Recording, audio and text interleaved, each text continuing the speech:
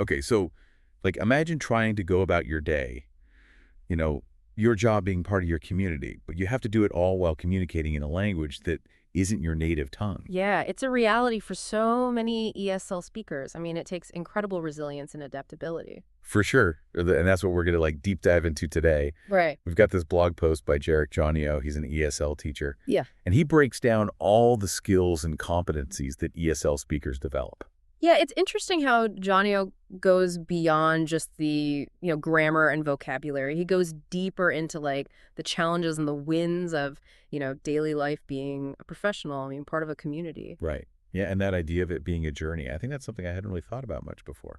Yeah, it's easy to oversimplify it, like, oh, they just need to learn the rules and practice. But Janio's point is that it's way more complex than that. It's tied in with personal growth and cultural awareness, even identity. So it's not just like memorizing verb conjugations or Mhm. getting the pronunciation perfect.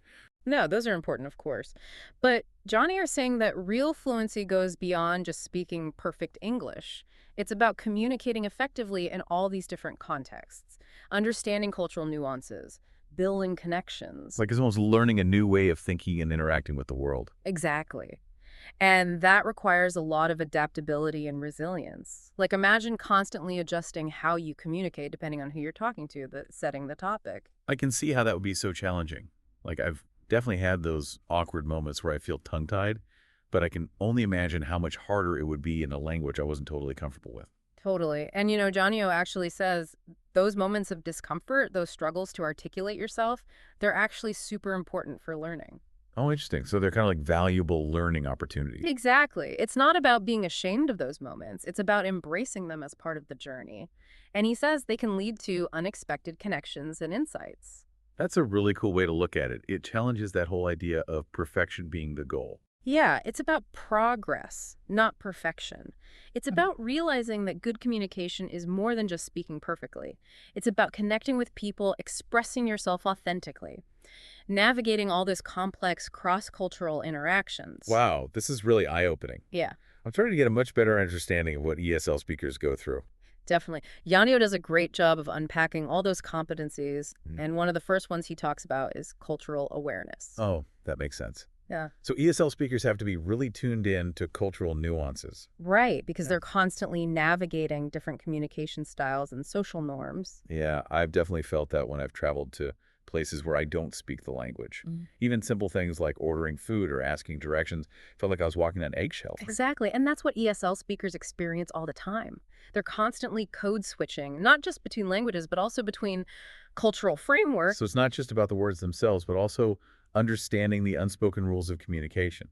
Exactly. And that takes a ton of empathy and the ability to like read between the lines. Understanding that something polite in one culture might be rude in another. Right. So that adds another layer of complexity on top of everything else. Absolutely. It's like they're juggling multiple things at once, trying to express themselves clearly while also being sensitive to cultural differences. Johnny mentioned how some ESL speakers might pause longer before answering or structure sentences differently. Yeah. In the past, I probably would have interpreted that as hesitation. Yeah, but now you're seeing it differently. Right. Now I'm realizing it could be thoughtfulness or making sure their communication is both accurate and appropriate. Exactly. And that kind of mental agility is such a valuable skill, not just in language learning, but in life in general. And it's not just, everyday conversations where this cultural intelligence is important. Janio talks about how these skills are so valuable in the professional world. Oh, yeah, in the workplace. I can definitely see how adaptability, cultural awareness, all those things would be huge assets. Totally. And what's cool is Janio's point that these strengths come from the challenges ESL speakers face. They've had to learn to navigate different communication styles, to pay attention to nonverbal cues, and to be more resourceful, in getting their message across. So it's almost like they've developed this extra set of tools for communication compared to someone who's always worked in their native language. Right, exactly. Yeah. And those tools are so important in today's global world. Like, think about international business or working on teams with people from different cultures or even just understanding customers from different backgrounds.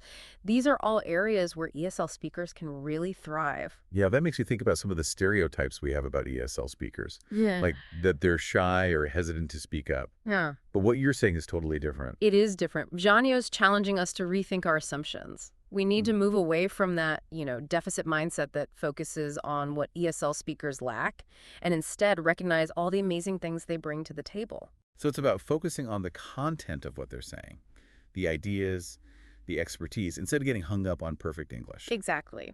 And it's about creating workplaces where everyone feels comfortable sharing their ideas no matter their accent or if they make a few grammar mistakes. And he talks about this idea of linguistic gatekeeping, which is something I hadn't really considered before. Yeah, linguistic gatekeeping is basically using language as a way to exclude people. It's like saying you can't be part of this unless you speak perfectly. And that's so unfair. It also hurts organizations because they're missing out on so much talent and potential.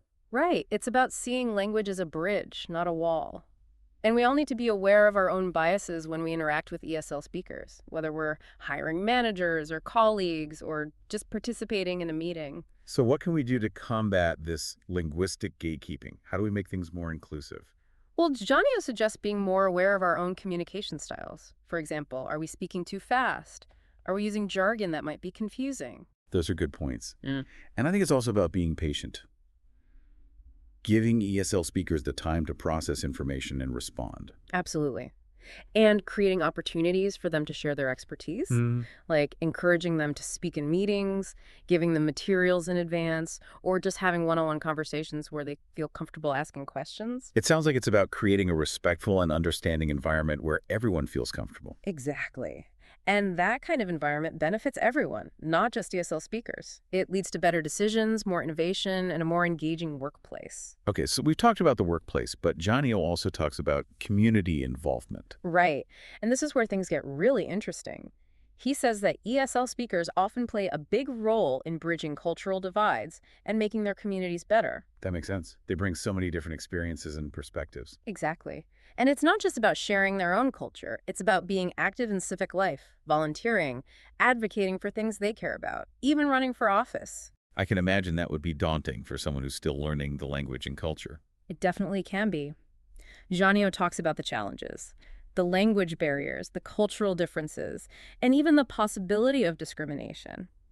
But he also highlights stories of ESL speakers who became community leaders, activists, and even elected officials. It's inspiring to hear those stories. It shows that language barriers don't have to hold people back. Exactly. It's a reminder for all of us to be more welcoming and inclusive in our communities, to create spaces where ESL speakers feel like they can share their voices. Because ultimately, everyone benefits from their contributions. They bring so much to our communities. Absolutely. It's a reminder that building a more just and equitable society means valuing everyone's contributions, no matter their background. Wow, it's amazing how much we've covered just from this one blog post. Yeah, Janio really makes you think differently about things. Definitely. And I think one of the biggest takeaways for me is that communication, it's a two-way street. It's not just on the speaker, to be clear. It's also on the listener to be empathetic and understanding. He's totally calling for a shift in mindset, right? From judging to being curious. It's about listening to actually understand, not just waiting for your turn to talk. And that takes effort, right? Like being present in the conversation, Yeah.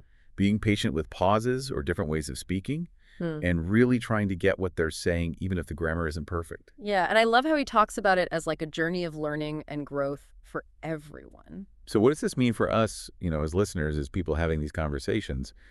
What can we do to be more mindful and supportive?